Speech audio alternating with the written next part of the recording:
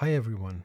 I'd like to introduce a fascinating hypothesis about the evolution of the major scale and its connection to both the past and Persian music. By the end of this presentation, you'll gain a different perspective on this scale. This hypothesis has helped answer some of my own questions about the connections between Western and Middle Eastern music. This presentation is intended as again a hypothesis, not a definitive theory.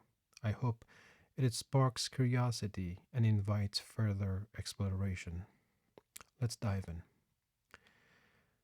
Uh, Let's begin by constructing a major scale from scratch, from bottom to top. We all know the familiar pattern whole, whole, half, whole, half, starting on F. This gives us the F major scale. Notice that in this example, we are using equal temperament. Now let's look at the same scale, but in the style of the 16th century European music. This version is called just tuning.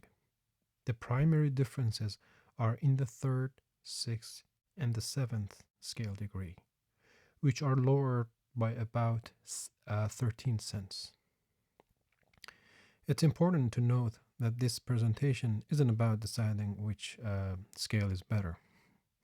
Okay, at this point, we now have two versions of the scale equal temperament and just tuning.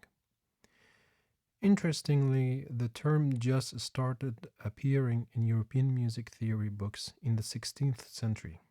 The word just can also mean right or precise, much like being right on time.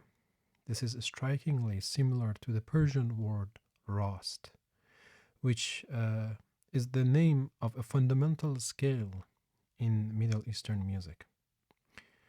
During the Renaissance, Europe experienced significant cultural exchange with the East, particularly in music.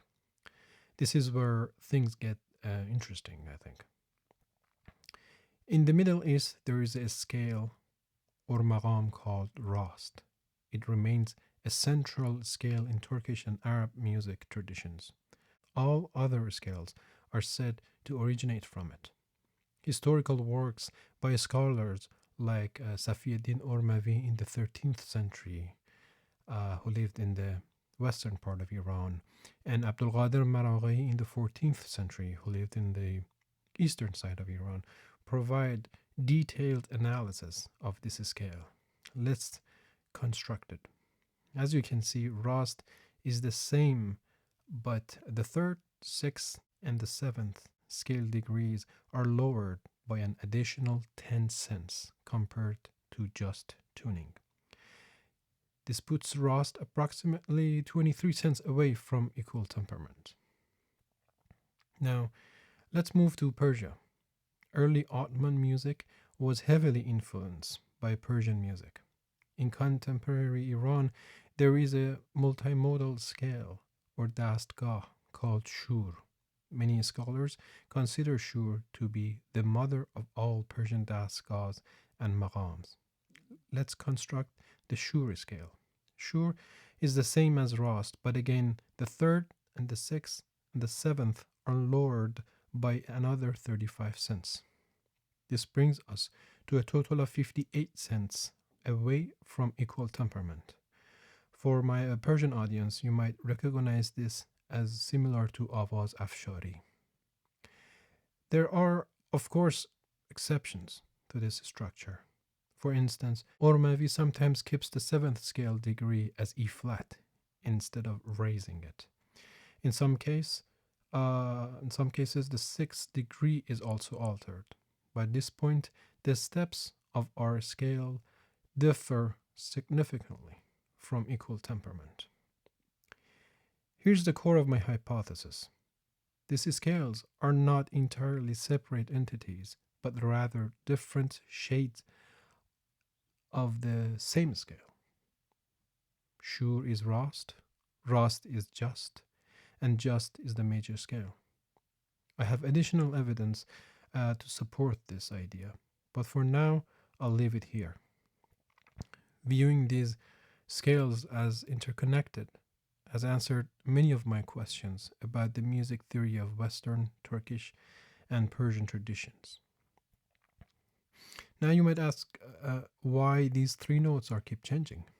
Well, I believe uh, it is because these three notes have the most complex mathematical ratios to the tonic, and that's why they keep changing. And by changing these notes, we make different maqams, we make a major minor chord or scale, we use them for modulations in different traditions. Now, let's listen. So we will hear the major scale, then we will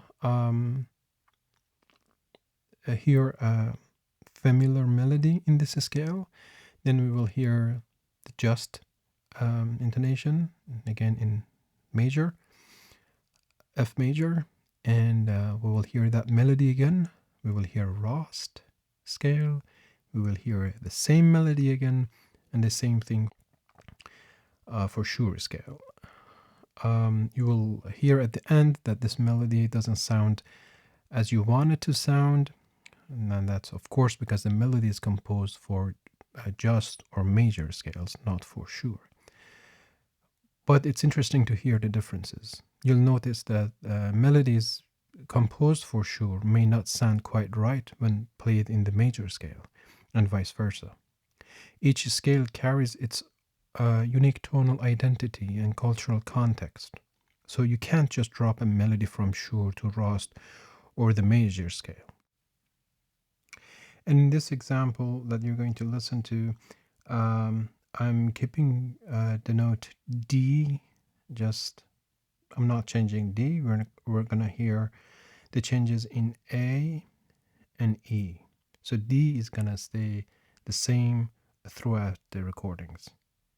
This slide has many other slides, but for the sake of not making the video very long, I will have you listen to the sounds.